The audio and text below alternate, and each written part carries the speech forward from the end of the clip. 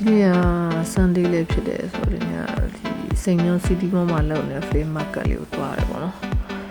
ဒီနေ့ကတော့နောက်ဆုံးနေ့3ရက်ပဲလောက်တာထင်တယ်နောက်ဆုံးနေ့ဆိုတော့ကျတော့တွားတဲ့အချိန်ကလည်းနည်းနည်းနောက်ကျနေတော့ကျတော့ရှိုးဆိုင်နေဆိုရင်နည်းနည်းတိန်းတော့တိန်းနေပေါ့နော်အရင်စိတ်ပြင်းနေပြင်းနဲ့အကြာကြီးတော့လေးလို့မရခဲ့ဘူးလေဒါပေမဲ့လည်းကြိုက်တဲ့ဟာလေးတွေတချို့တော့ဝယ်ခဲ့တယ်ဒီ Carhartt အဲ့ဒီဆိုလို့ရှိရင်သူက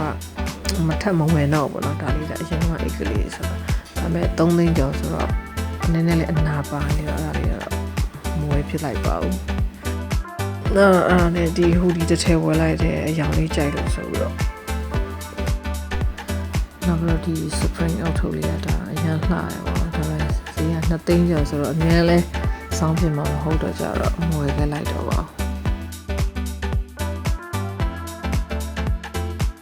ဒီအင်ကြီး Nike ကတော့ဒီဥစ္စာလေးကတော့တော်တော်မိုက်တယ်ပေါ်လဲဆိုတော့အဲ့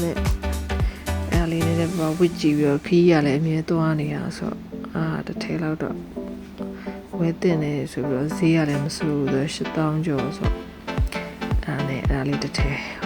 ဝယ်လိုက်ပါတယ်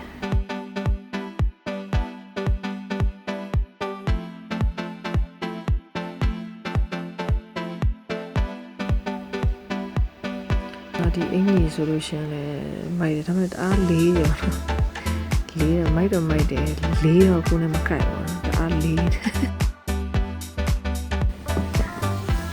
အဲ့နဲ့ဒါကတော့ဝတ်ကြည့်ရပါလေဝတ်ကြည့်ရမဝယ်ဖြစ်ခဲ့ပါဘူးဒီအင်ကြီးတွေကတော့ရိုင်းကြိုက်တယ်ဆိုတော့အားမျိုးဖြစ်မနေတော့ကျွန်တော်မဝယ်ဖြစ်ဘူးပူလို့ရှလေးကတော့ဝယ်ဖြစ်ခဲ့တော့သူဈေးလေးလည်းမဆိုးတန်3000ကျော်ဆိုထားလို့ပြီးတော့အဲ့3တွေပဲဝယ်ပြီးပြန်ခဲ့ပါတယ်ဒီနေ့ကတော့